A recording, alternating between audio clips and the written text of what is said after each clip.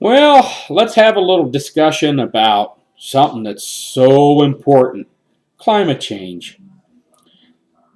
They keep changing the definition. Used to be what man-made global warming, then it was global warming, then it was what man-caused disasters, and now it's just some generic term called climate change.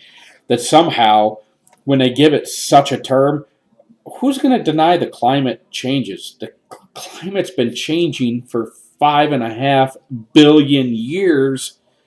Somehow, if you think what the Earth has never changed in 5.5 billion years, I don't get it. But I mean, here's let's just look at how ridiculous these chicken little global warming nut jobs are. Earth has been around some 5.5 billion years, and we've been keeping records for what, 150? And they want to say that out of 5.5 billion years, for the last 150 years, that they know that the Earth is too warm. Really? 150 years is a blink of an eye in 5.5 billion. And here's a question that none of these global warming embracers, these people who believe that man's just running around causing the Earth to be too warm. And I've asked people this question: what is the Earth's temperature supposed to be? It's been here 5.5 billion years, okay? And we know it's been far hotter, and we know we've been in an ice age, and we came out of an ice age, and we went into a mini ice age, and we came out of that. So we've had hot and cold and hot and cold. How do they tell? How can they say that we're too warm now when actually we've actually been pretty stagnant the last 18 years now? I think it's actually been cooling just a tiny bit. So how do they sit here and say we're too warm? The fact is, the Earth has gone through such radical changes. I mean, there were times where there was so much more oxygen in the atmosphere, and this is coming from people who study, insects and fossils and stuff. There were mosquitoes that were the size of sparrows. We know that we had T-Rex and Velociraptor and all kinds of other unsavory type dinosaurs that, frankly, I don't think people like me or you would want to run across. So I, for one, am glad that the climate changed and rendered that species, extinct. Okay? Because the last thing I want to do is be laying out on the beach and have a mosquito come over that could drain enough blood to make me pass out, all right? Let alone be chased by a velociraptor. But, so that's how idiotic this debate is. And we got a president that buys this nonsense hook, line, and sinker. He can't tell you what the temperature's supposed to be. Like, oh, we're just going to read. This is the same guy who tells us we can't keep our thermostats at, 72 degrees or whatever. Yet in the summertime, he turns his air conditioning down at the White House and then he cranks the heat up in the wintertime. He keeps it where he wants, but the rest of us, no, we're not allowed to. But, so they don't know what the Earth's temperature is supposed to be, but they say we're too warm. 5.5 billion years, they're going to tell us they know what it's supposed to be, or they're saying we're too warm based on 150 years. That's ignorant. That's not science. That's junk science. That's not even junk science. That's just foolishness. Okay? So now here's the other thing. They say it's too warm. So let's say the Earth is too warm. Let's just buy that nonsense. Okay? Let's say we just buy into it. They want to have all these hybrid cars and windmills and solar panels and all this other stuff. Okay? Great. So let's do that. So how much of an effect here's what they won't answer. How much of an effect is it going to have? How quick is the effect going to happen? And once that effect happens and we start cooling, how are you going to stop it from getting too cool? Then what are you going to do? If you get too cool, what are you going to do to warm it back up? And how long is that going to take? How long is it going to take to stop cooling? A year, 5 years, 10 years? A century? We don't know. They don't know. They can't tell you that. This is what happens when you react to something instead of responding to it. This is what happens when you buy into, global warming, this myth of man-made global warming. It's not science, it's a cult, it's a religion.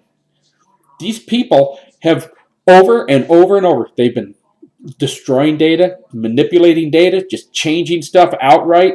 I mean, why? Because everything they've said hasn't come true. We were supposed to, you remember Al Gore saying we're going to have all these massive hurricanes, and so many of these hurricanes are going to be a massive increase. We've had fewer hurricanes for the last, 15, 20 years than in previous historical records. So, and of course, they have, if it's cold, it's climate change. If it's warm, it's climate change. Or man-caused climate change. They blame everything on everything. And yet, they talk about CO2. Folks, do you know what CO2 is? That's what CO2 is. You exhale CO2. Somehow, the Supreme Court, being a collective group of scientists, have said that CO2 is a pollutant. Well, geez. Better be careful, all you people going to the gym and working out and running marathons, because you're emitting more than your fair share of CO2. They should give you a carbon tax. Because you're spewing out more CO2 than you're entitled to because you're huffing and puffing. But think about this.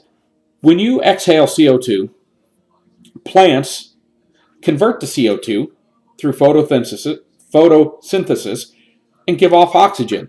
And then we breathe the oxygen. And then we emit CO2. So it's a symbiotic relationship. Now, the other thing people have to remember is pretty much all the carbon that's here has always been here, whether in a gaseous form or a solid form. Human beings, we're actually called carbon-based life forms. Our carbon is in a fairly solid state, and when we die and our body decomposes, it releases the carbon back into the atmosphere, and it gets recycled.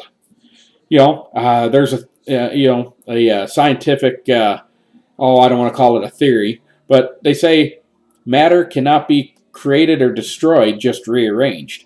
So, with carbon, we go from solid to gaseous, and it's constantly in a state of flux. Sometimes there's more solid carbon, sometimes there's more, gaseous carbon. But, it's interesting because I talk about greenhouse gases. Do you folks know what the number one greenhouse gas is? I think it's like 97% of all greenhouse gas. Water vapor, essentially steam. That's the number one greenhouse gas. So, but, so you got to ask yourself, why, if this stuff is so insignificant, and we know the climate has just, it's gone through such upheavals. I mean, think about it. We're super warm and went into that ice age and came out of the ice age. Greenland, for instance, used to actually be green before it was covered in ice. Well, how drastic does that have to be to cover, such a large landmass that used to be green, now cover it in ice? I mean, things, not to mention, we've all heard in science class about continental drift, right? That's when the continents are drifting. North America hasn't been exactly where it's at its entire life. It's slowly moving. So over billions of years, if we're, let's just say, I think we're moving to the northwest. If we were further to the southeast, closer to the equator, don't you think our climate would have been significantly different 500 million or a billion years ago than it is now that we're a little bit further north? Of course it would. So, see, they don't take that into account. So don't buy into this junk science. This is a way that governments get to control your life. I don't want to sound like I live in a bunker, but the government wants to tell, we already see them telling you how much salt you can have and soda, what kind of, how much soda you can drink. They go in and they limit all this stuff. You can't have this trans fat, got to do this, got to do that. Well, now they want to tell you what car you can drive, what kind of clothes, where you have to set your thermostat. Don't be shamed. Look, if you have a bigger house than maybe you or your family may need, so what? You worked hard for it. You earned it. You deserve it. You're paying for it. If you drive a bigger car than you need, who cares? You bought it. You paid for it. You're pumping the gas. You're paying for it. Don't be shamed into your accomplishments. And don't buy into this junk science of man-made global warming. It's a farce. I've told you, just a basic overview. They're the ones cooking the data, destroying data. They can't tell you what the temperature is supposed to be. They can't tell you what effect that their nonsensical, ideas are going to have. How much is it going to cool? How long is it? They can't tell you anything. They just want you to believe that it's real and it's happening. And I'll tell you, you know what really affects the climate on the Earth? It's that big ball that rises up in the east and sets in the west. The sun goes through solar maximums when it's very active and solar minimums. Okay? And that's the little thing that, at night it can get very cold, and then when the sun comes up, it gets very warm.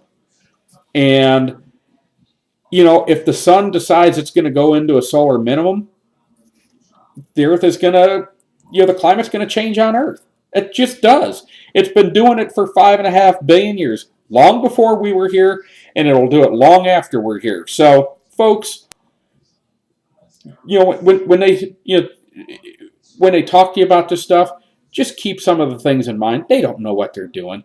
These are a bunch of loony professors that are trying to justify an existence and keep the grant money coming. Maybe there's some true believers in there, but they're just Chicken Little. They're always running around. These are the same guys that back in the late 70s and early 80s, remember, it was global cooling back then. Now it's global warming. They don't know.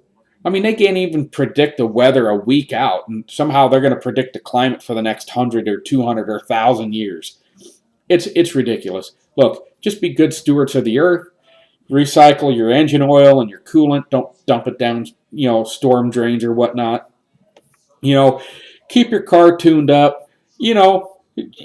Just use some common sense. That's all we're saying. And mankind, we're so arrogant to think that we can somehow control what the Earth is going to do, and we can't.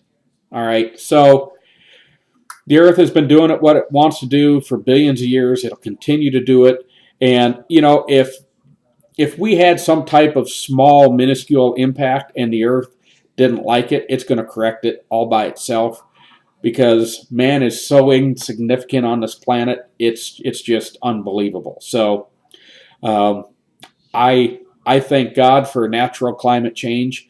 Again, I don't want mosquitoes the size of birds. I don't want to have to compete with a velociraptor or a T-Rex. So I'm glad that the climate changed and rendered those species extinct. So it's just a global warming from an average guy with little, with high school science, 1 year of college science.